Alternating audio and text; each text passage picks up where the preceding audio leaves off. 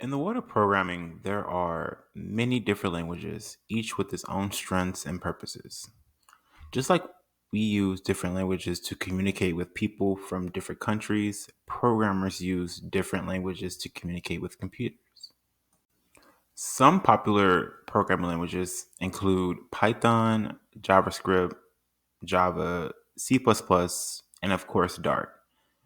Each language has its own syntax or set of rules that determine how the code is written and understood. For example, Python is known for its simplicity and readability, making it a great choice for beginners. JavaScript is widely used for web development, while Java is popular for building enterprise applications. Dart is a versatile language specifically designed for building modern web and mobile applications.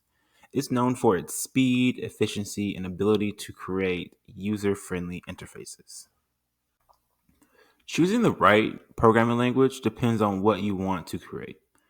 If you're interested in building mobile apps, Dart is a great option.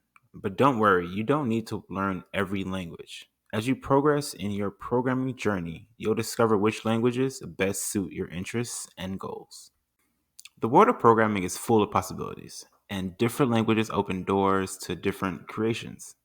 So start exploring and discover the language that excites you the most.